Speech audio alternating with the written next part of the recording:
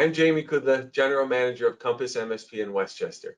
Thank you for joining me for my podcast, Better, Faster, Stronger, where we help move New York Metro businesses forward with tips on motivation, management, leadership, and innovation. Joining us this week is Matt Kay. Matt is the owner of Hudson Social in Dobbs Ferry, New York. Thanks for joining us, Matt. Thanks for having me. Happy to be here. So how you doing? You enjoying your summer? Yeah, I mean, I've been obviously working a lot. This is my prime time season, so yeah, I mean, it's been great.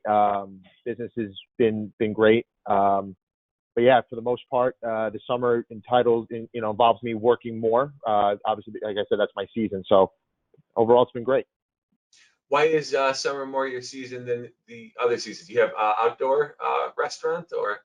Yeah, so we have almost 100 seats on our patio outside. We are in the old historic Dobbs Ferry train station house. So we're big. Our outside is the Hudson River. So we're right on the river. We're a waterfront restaurant. And yeah, so it's been really nice. Yeah, fantastic. Coming off of a couple long seasons here, I'm sure dealing with COVID and that sort of thing, and then obviously outdoor seating. COVID aside, outdoor seating on the Hudson River it has to be beautiful. Yeah, it's been fantastic. Obviously having that patio has been our savior in a sense during this pandemic. We've done a lot outside to kind of accommodate the winter months, even having folks sit outside and still being comfortable with whether it's heaters and whatnot. But yeah, it's been great. I live in Terrytown, and Terrytown has actually been really good too, for restaurant owners. They closed down the street for a while. They were closed down the street on Friday nights and Saturdays. Now they're doing just Saturdays, but I think it's been a real boon for business. People, it kind of makes you feel like you're, obviously outdoor cafe, maybe give you a little European feel, sitting outside. Yeah. It's been really nice. Yeah, I've seen a few towns do that, and even in Dobbs Ferry, the town's been very great about letting other restaurants use their parking spaces outside, and some of these restaurants have done a great job of kind of making it feel like you're not sitting in a parking space. You're sitting. If it's an Italian restaurant, you feel like you're in Italy, or if it's Greek or whatever it may. Some of these restaurants have been so creative, and it's been great to see. Fantastic. So tell me a little bit about yourself. Maybe start by talking about your restaurant a little bit. Yeah, so Hudson Social, this is the Dobbs Ferry train station, the old historic Dobbs Ferry train station house. So for many years, this has been really just an empty train station house and commuters would come. There was a little concession here, grab a cup of coffee, a bagel, newspaper, hop the train, and be on your way downtown. In 2009, my mother was actually the deputy mayor of Dobbs Ferry. And at that time, the gentleman who had the concession here, his lease was up, and my mother kind of suggested, why don't we advertise this as restaurant space? And that's what they did. And because it's a village-owned property, and they advertised it. There was a couple of guys came in who won the bid, and they did the whole build out of a restaurant in here and called it Hudson Social. But for whatever it was, they wanted to sell in 2019, and I happened to be in the right place at the right time to kind of say, you know what, I think I'm going to do this. I found the right business partner, Ron DeRusso, who's my business partner, and he's a Dobbs Ferry resident as well, raised his family here. I've known him from my old, from the past, and him and I just said, let's do it. Fantastic. So prior to you owning it, it was also called Hudson Social. You kept the name? Yeah, I kept the name. We were kind of going back and forth on, do we change the name? What do we do? Part of the reason why we kept the name is because the time that we took over was basically in the summer of 2019.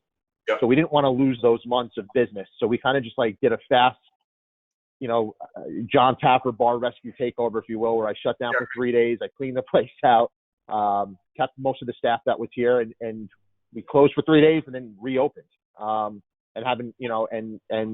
we knew that changing the name would cause a lot more of, we just didn't want to go through all the challenges of marketing and a new business in the primetime season of what this place, does, in the summer. And I got to believe that if you were to go through the name change and things like that, people are going to wonder, is the restaurant open? Did they change their hours? So Correct. then probably almost unintentional that you kept the name the same, and then it just continued on, like never changed it Yeah. then, doing well and kept it as is. Yeah. I mean, exactly. I mean, and the name, we like the name. I mean, it's Hudson Social. I mean, it's a generic name of like, there's not really a cuisine identity, if you will. Like, it's more just like, hey, good food, good cocktails, good atmosphere. Okay. Yeah. Yeah, it kind of just works. Fantastic.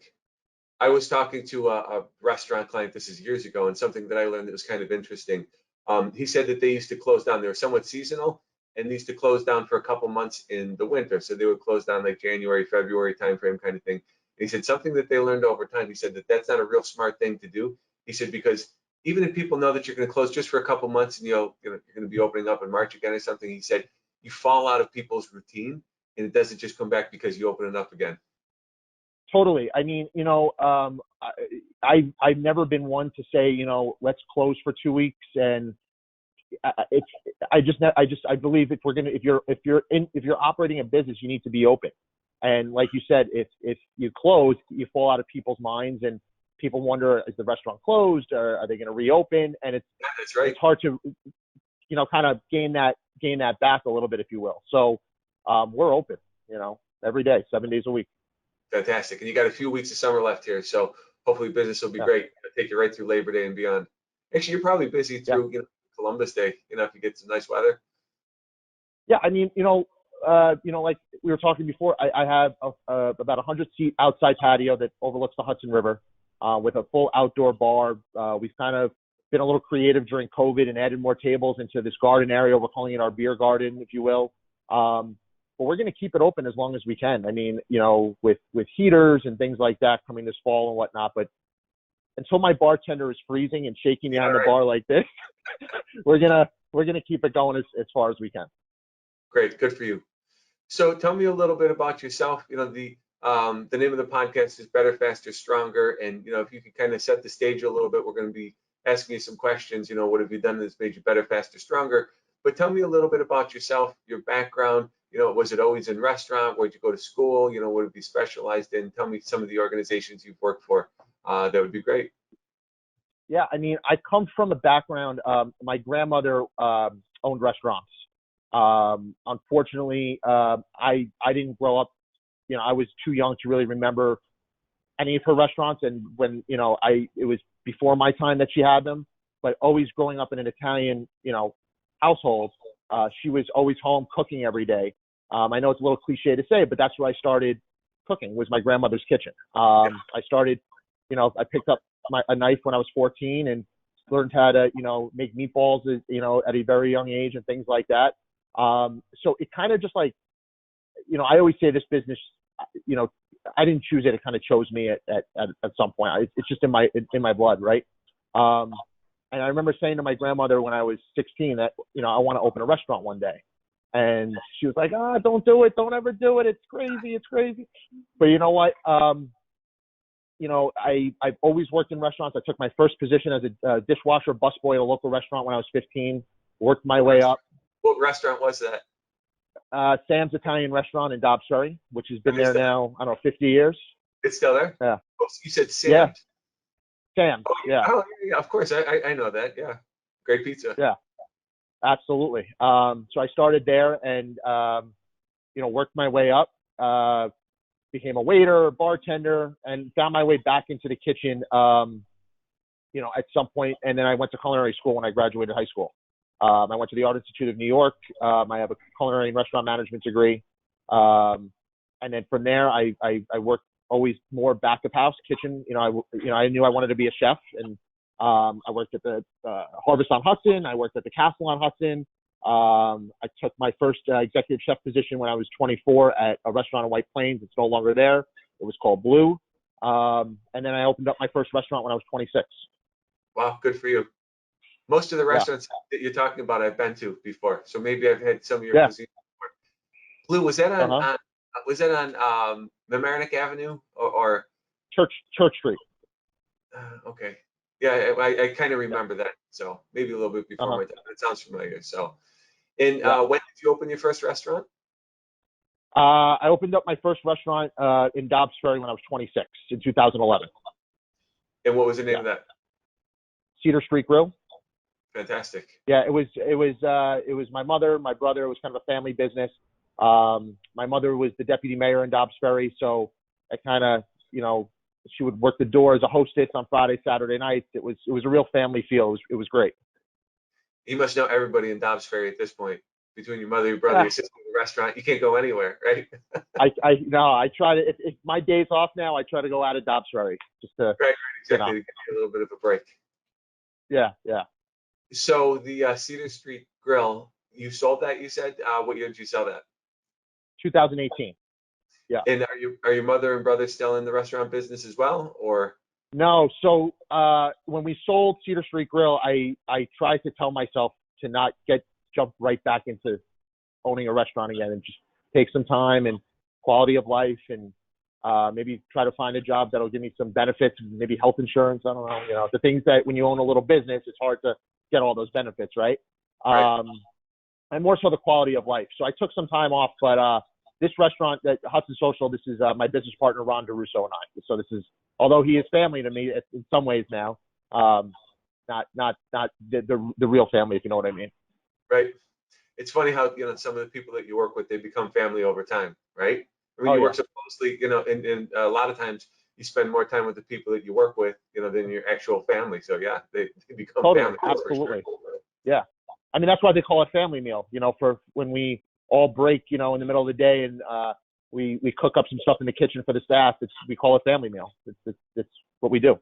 Yeah, you're just kind of hanging out, having a good time. I mean, you're still working, but yeah, We're that's a still nice working, but environment to be in. it's an opportunity to just sit down with each other, have a meal, take a break, talk about maybe other things in the restaurant and who's getting married and how my employees are doing, and just kind of just catch up for a minute.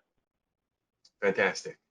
So as I mentioned, the name of the podcast is Better, Faster, Stronger, and I sent you some prep questions, in that regard. So I'm going to start by asking the first question. What have you done that has made you or your businesses better over the years? Yeah, I mean, like I said, we took over in a really strange time. We purchased this restaurant in August of 2019. So we missed most of the summer season, and then we're now gearing up for what now is a pandemic that we didn't even know that was going to happen. So, my mindset really was like, instead of getting into a depression and start going of what are we going to do? What are we going to do? It was like, let's be better. Let's be stronger, right? Let's come up with ideas that are going to build a great takeout program. Let's, donate as much as we can to the frontline workers, with meals and things like that, which we did.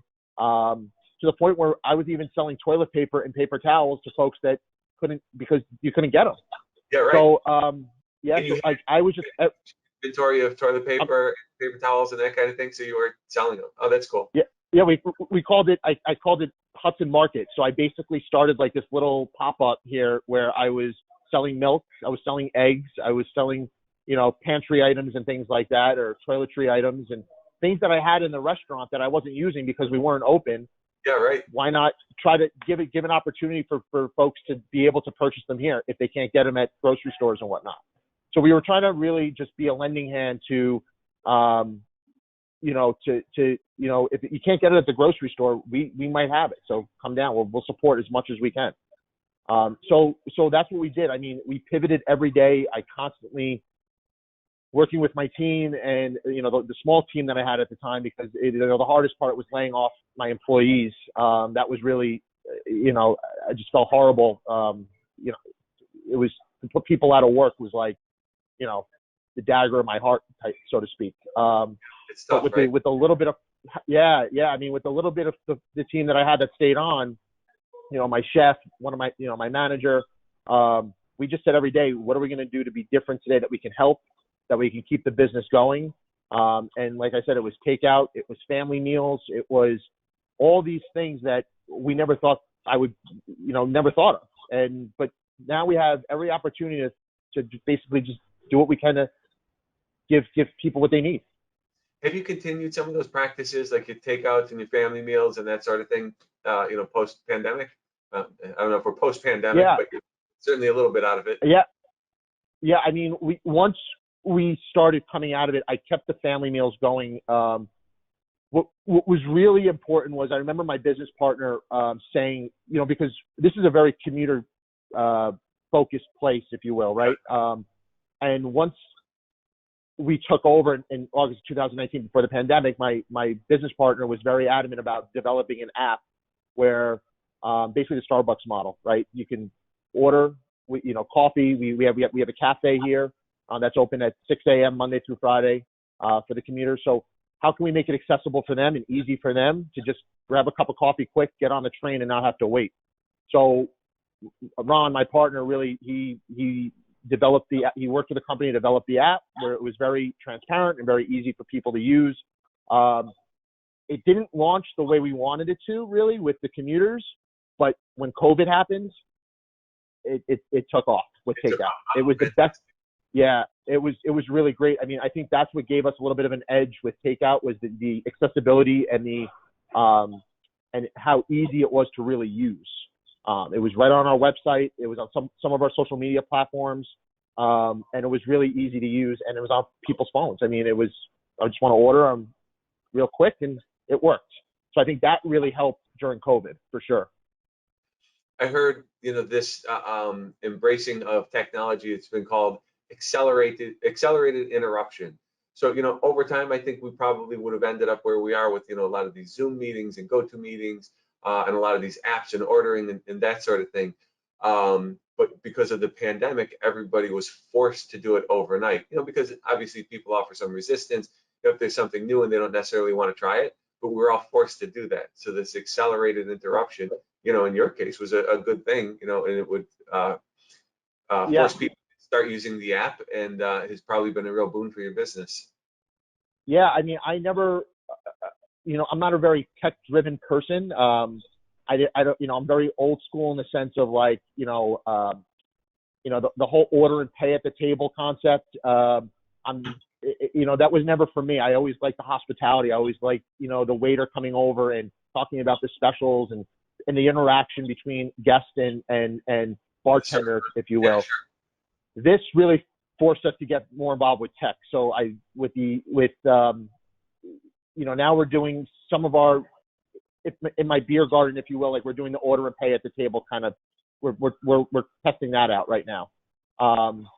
But it's forced me to kind of learn more about it. Again, social media the same way. I mean, I'm not a very social media savvy person. I'm more so now. But the way social media has really for instance, Instagram, now you can, you can put your ordering platform on Instagram, like to order takeout, and that really helped as well. So the social media platforms really kind of came together and said, how can we make this really accessible for guests, as well? And that's been working really well, for sure. Yeah, so I give you a lot of credit, that you were able to pivot the way that you did.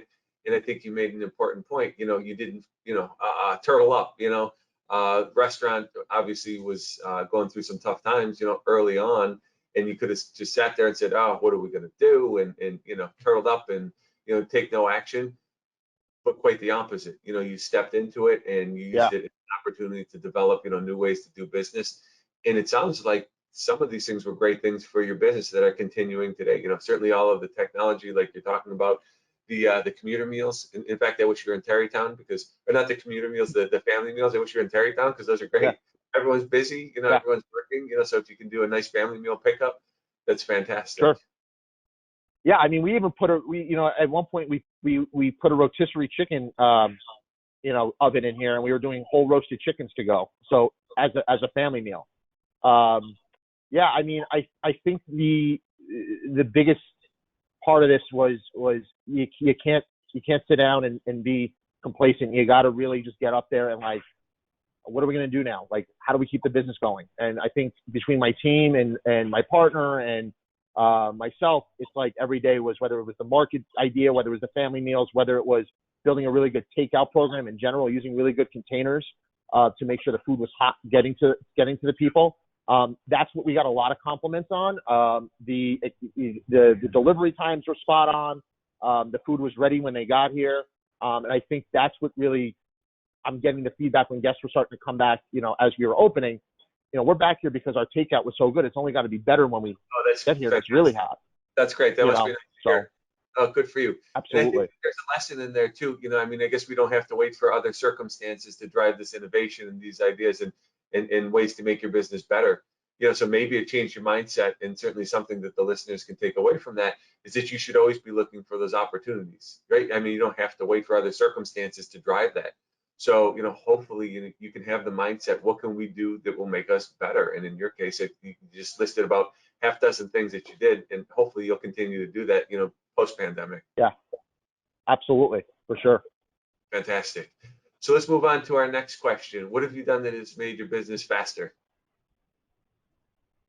Faster, it's some of the using QR codes and things like that. The order and pay application that we implemented in part of the restaurant has been really working well for some of the younger generation. I wouldn't say the older generation. They don't have a clue what's going on, so that's been a little challenging. But making cooking items that aren't taking too long everything's got to be fast, right? But it's also got to be hot and delicious and fresh. So whatever we can. Isn't necessarily always a good thing, right? If you're sacrificing quality or things are coming out cold or whatever it would be, isn't necessarily a good thing. But if fast to the point that you still build quality of service and meeting customers' needs. Yeah, it's faster has been a real challenging part for us, because especially since the lack of staff it's been really hard to get employees here. Finding really great help has been a challenge. So using the QR codes, using the order and pay features, using our to-go platforms as much as we can, and that's been helping us speed things up and whatnot, for sure. I gotta believe too, certainly during the pandemic, not everybody could huddle into the restaurant, so if they're coming to pick things up, what were they doing? They were queuing up outside the door, or what did that look like? Yeah, we were doing curbside pickup, which worked out really well. We were running, takeout right out the door. Our online ordering platform has been really great at offering those features for guests. And probably about 6 months into COVID, our platform partnered with DoorDash, so we were able to do delivery service, which was huge. So instead of using our drivers, we were able to use the DoorDash drivers, but they were still able to order a delivery. Basically the guests would feel like we're delivering for you, right? It wouldn't be any different. It wouldn't be using a third-party delivery service, but we're using a third-party driver. So that really helped with when the platform kind of took on DoorDash, for sure. So talk about that process a little bit. So you said that you're not a techie guy, that's not really in your wheelhouse, but obviously you had to figure this stuff out and you had to do it pretty quickly. So what did that process look like? How did you go about doing that? Were you talking to people? Were you looking online? Yeah. How'd you find people and qualify them then to get this stuff done for you? Yeah, we brought on our PR team, Buzz Creators, which they've been really great at lending me support and advice on what we should be doing, how we should be doing it, who should we be talking to. So that's been really fantastic. And then we brought in a POS system, Toast POS, which they're I believe that they're like the top company right now. And especially when they partnered with DoorDash during this whole process. But with their Toast. Toast. But even the integrations that they acquired, they've been really, really, and the support's been fantastic to them with their delivery platform, their online ordering platform. It's been really, it's been really easy for the guests to use, which is always important to me. It's always about, I don't want to bring out something that's going to be too complicated for anybody to understand. It's always got to be easy for the guest, right? So they seem to have been, And if it's easy for me to use, it's probably going to be easy for the guests to use. So they've been really great. Test there. If you could figure it out, then most people should be able to figure it out from a technology. Exactly. So using their platforms and then having, the strong social media platforms as well it's all been coming together to really help grow the business. That's great. And when you were rolling it out, did you do a little bit of quality control and roll it out to a target group first or a test group? Or did you just kind of roll it out there and say, I just rolled it out. Yeah. I just rolled it out. I'm the guy who, if we're launching a new menu, we're launching on a Friday night. I'm not doing something. You jump in.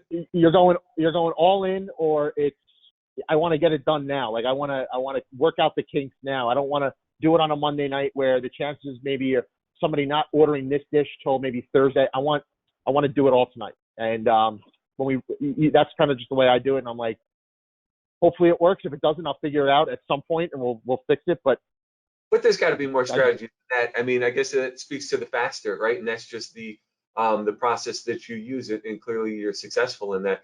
But I'm certain that there's a lot of prep that goes into it. It's not like on Thursday night you're writing down a couple items and we're going to do it. There's got to be some training and that sort of thing. You need as much prep as you can.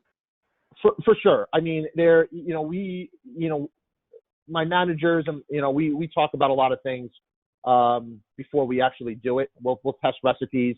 We'll test. The order and pay feature was really tricky. That needed a lot of work to figure out. And for probably 3 days, I was sitting by the outside bar with my laptop, waiting for the kinks to come in so I could just fix it right there. But for the most part, it's recipes, food, cocktails, it's all tested. It's all, we go through a variety of different situations. How can it actually be made? How long does it take to be made? How many ingredients? Are we trying to cross-utilize this ingredient somewhere else in a dish maybe, so we're not just bringing in one product for one cocktail? So all those factors go into it before it actually gets launched, and then it goes out on a Friday night, and hopefully it works. And you know what? The pace of business is fast, and it's something that I've done in my business as well. For developing something new, I don't think you have to get it perfect, and I think that there's a lesson in that as well. You don't have to get it perfect. Maybe get the first 90% good enough, understanding what some of the risks are. Obviously, you don't want to fail, or you don't want to, have something go poorly with your client. But I'm going to make the number up. 99% of the cases, if you get the first 90% right, you can figure out that last 10%. And I think that if you wait too long to get it perfect, a lot of times it takes them too long to get anything done and to really move forward. So I think you and I are very similar in that capacity. Yeah. I mean, kind of using the example of how I cook. I mean, I've worked in really high-end kitchens with plates that involve, 10 different ingredients. I am the more simple kind of person now in the way I operate. Less is more, so to speak, including my dishes. I'm not trying to reinvent the wheel with a 10 ingredient dish. It's really a great piece of fish with a great vegetable at its peak season, and whatever it may be, and not try to overcomplicate it, right? That's how I kind of operate my business as well. It's simple. It's less is more kind of thing. And exactly, if you try to perfect something so much, it's chances are it's never going to be perfect. But if you get that 90%, you're going to be in great shape. Great. Thank you for sharing that. We'll move on to our last question. We've talked about better. We've talked about faster. What have you done over the years, or maybe during this COVID season, or things that you're doing to make yourself stronger, either now or in the future? What I've done more now to be stronger, I mean, I think during COVID with being able to pivot and doing those things has made me believe that, you can't be complacent, and you got to keep looking for those opportunities. It's always trying to give the best value to our guests without being pretentious in any way. It's trying to always look for what's new. What can we do to be a little different? That's going to give us a little bit of an edge down here. I know I'm already thinking in the fall, what are we doing on Tuesday nights that's going to be different? What are we, are we going to be doing dollar oysters on Wednesday nights outside? Maybe it's me shucking oysters outside, something like that. It's always trying to look for those opportunities to keep growing and not just saying, you know what, I'm going to cook this today and I'm going to do this for the next year the way it is, not change. That's how I think it's going to go down. You just got to keep building, and we're always looking for new ideas to just keep this business growing. Yeah, and I think that if you're always doing something like that and you got, 10 irons in the fire, one of them's going to hit, right? And then obviously there's circumstances and things that change, so that if you had 10 things that were working for you and 2 of them fall off, well, you're already thinking about the next 2 so that you always have that critical mass. You're always doing something new. It gives you some resilience in your business. Absolutely. I think it's it's a lot to do with your team as well, and giving them the confidence, giving my managers opportunities, giving my chef opportunity to create in the kitchen, keeping them inspired every day. And I think it's really important, just to keep those employees to just keep building confidence in themselves, That's so important too. You have to give your team opportunities. Like you said, you have to keep them inspired. And it's something that you can't do passively. I mean, you really have to actively work at this. Yep, absolutely. What are some things that you do in your restaurant to keep, some of those opportunities, or to keep your team engaged?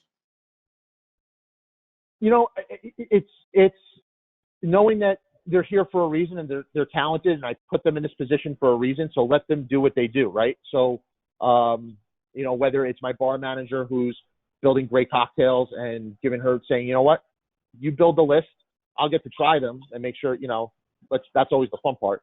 But, just letting them develop and letting them come up with the ideas. It's not like I'm dictating to them, okay, I want this, this, this, and this. Go do it. Show me, come up with something. Be creative. They're here. They're creative people at the end of the day. So let them create. And that's where some of the best ideas come from. And in my business, and I've heard other people doing this in their business, they try and put their team into what we call the zone of excellence, right? So you might be good at 10 things, but 2 of them you're really excellent at.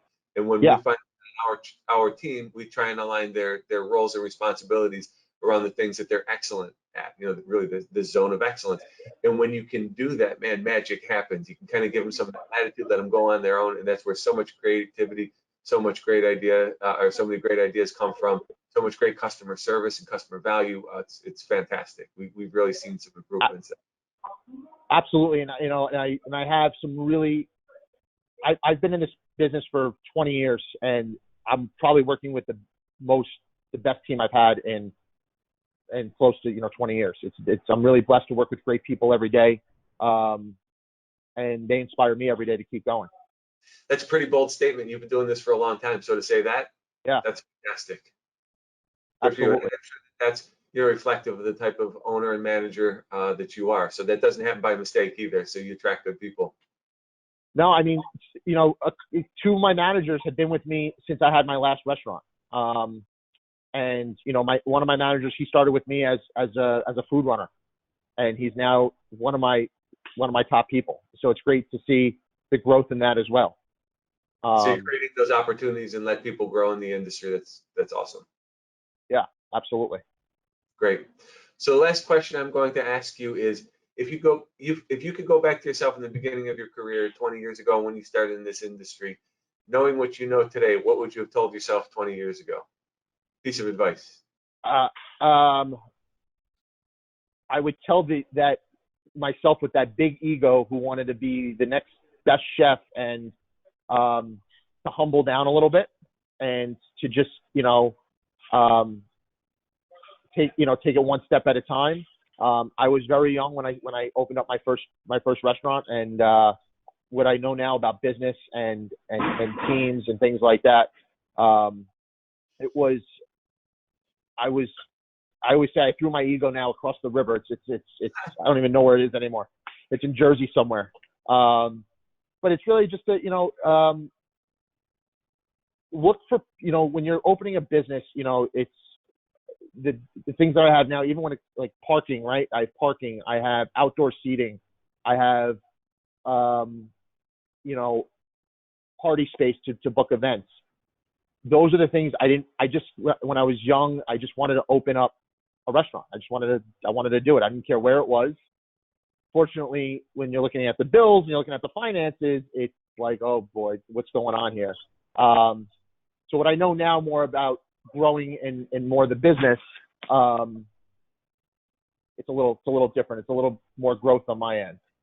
Yeah, but you know what I think is awesome, and I hear what you're saying, right? I mean, you mature as a business person, and some of your goals and that sort of thing. But I think it's that ego and that blind ambition when you first get started that is, gets a lot of businesses off the ground, right? And I think some Yeah. of it is like we were talking about. You don't need to know 100% of everything that you need to do. We're gonna know enough. We're gonna get started, and it's that ambition, that ego that helps move forward. And over time, we all mature. I think we learn some of these things. Yeah. So I certainly hear And what I you're would, saying. and I would also say, it's surround yourself with really great people. I think that's the most important thing That's a big to, one. yeah. And what I didn't know then, and I know now, it's like, I don't want to look at coming to work every day as coming to work. It's like, I want to know that I'm coming in every day and we're going to be, it's fun. That's what it should be. At least for me, it is. And when I come into work now every day, it's like, what are we creating? What specials are we doing?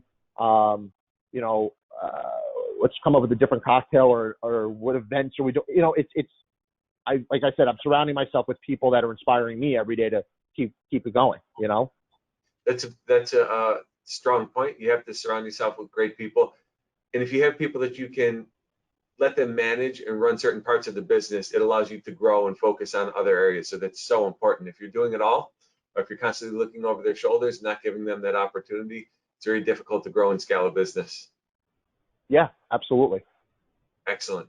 Well, listen, thank you for joining me for my podcast, Better, Faster, Stronger. Give us some more details about your restaurant. Give us an address. Tell us again where you're located. Tell us the hours. Yeah, we're Hudson Social. We're in the old historic Dobbs Ferry train station house, right by the Hudson River, 11 Station Plaza, Dobbs Ferry, New York, 10522. We're open 7 days a week, 12 p.m. to 9 p.m. Monday through Thursday, and 12 p.m. to 10 p.m. Friday and Saturday. And Sunday is 12 p.m. to 9 p.m. as well. And we do Saturday, Sunday brunch from 12 to 3. And if we want some information about your app and your, curbside pickup and your family dinner, where would we find that? www.hudsonsocial.com. It's all right there. Just click on online ordering. It's all there. Fantastic. Thanks again. Have a great day. Have a good weekend. And thanks for joining us. Thank you. Take care.